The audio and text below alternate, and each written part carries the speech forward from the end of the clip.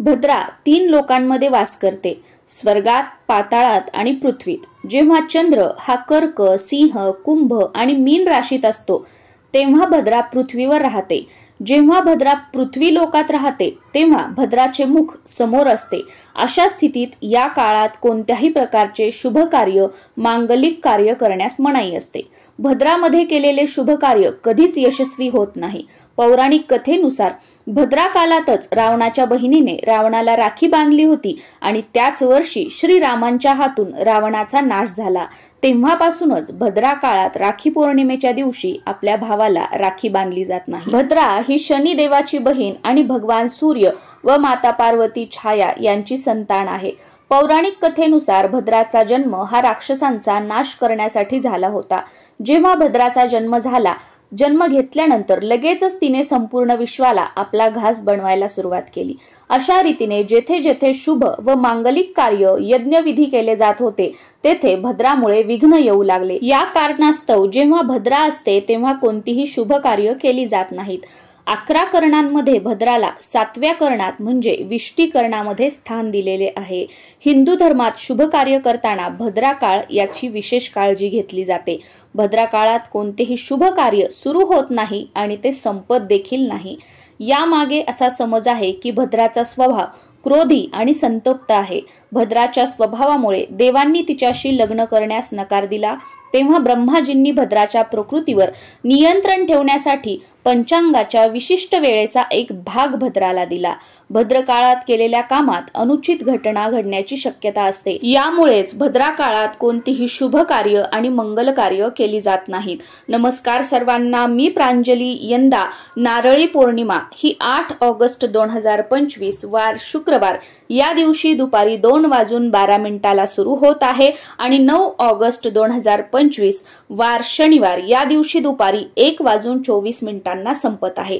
सूर्य उदय तिथीनुसार 9 ऑगस्ट 2025 वार शनिवार या दिवशी आपल्याला रक्षाबंधन साजरे करायचे आहे। 9 तारखेला ब्रह्ममुहूर्त हा पहाटे 4:22 पासून ते पहाटे 5:04 पर्यंत आहे। अभिजित मुहूर्त 9 तारखेला दुपारी 12:17 पासून ते दुपारी 12:53 पर्यंत आहे। 9 तारखेला राखी बांधण्याचा शुभ मुहूर्त हा पहाटे 5:35 पासून ते दुपारी 1:24 पर्यंत आहे। पण 9 तारखेला रक्षाबंधनाच्या दिवशी राहू काळ सुद्धा आहे। राहू काळ हा 9 तारखेला सकाळी 9 वाजता सुरू होत आहे आणि सकाळीच 10:30 वाजता संपत आहे। त्यामुळे हा 1.5 तास सोडून तुम्ही 9 तारखेला सकाळी 5:30 वाजल्यापासून ते दुपारी 1:24 पर्यंत कधीही आपल्या भावाला राखी बांधू शकता। जर तुम्हाला पौर्णिमा तिथी संपण्याच्या अगोदरच भावाला राखी बांधायची असेल तर 9 तारखेला दुपारी 1:24 अगोदर तुम्ही राखी बांधू शकता। पण ही पौर्णिमा तिथी सूर्याने बघितलेली आहे आणि उदय तिथीनुसार आपण 9 तारखेला पौर्णिमा साजरी करणार आहोत, तर ही दिवसभरासाठी पौर्णिमा तिथी मानली जाते। त्यामुळे भले पौर्णिमा तिथी संपलेली आहे पण ही सूर्याने बघितलेली आहे, म्हणून 1:24 नंतर सुद्धा दिवसभर तुम्ही भावाला राखी बांधली तरी सुद्धा चालते। दरवर्षी भावाला राखी बांधण्यासाठी भद्रा काळाचा खूप अडथळा असतो, पण यंदा मात्र भद्रा काळ जो आहे तो 8 ऑगस्ट 2025 रोजी दुपारी 2:12 सुरू होत आहे आणि तो 8 तारखेलाच मध्यरात्री 1:52 संपणार आहे। त्यामुळे रक्षाबंधनाच्या दिवशी यंदा भद्रा काळ नाहीये, त्यामुळे संपूर्ण दिवसभर तुम्ही आपल्या भावाला राखी बांधू शकता। पण राहू काळ जो आहे तो आपल्याला वगळायचा आहे आणि राहू काळ सुद्धा फक्त 1.5 तासाचा आहे। 9 तारखेला सकाळी 9 ते 10:30 ही वेळ सोडायची आणि मग दिवसभरामध्ये कधीही तुम्ही आपल्या भावाला राखी बांधू शकता।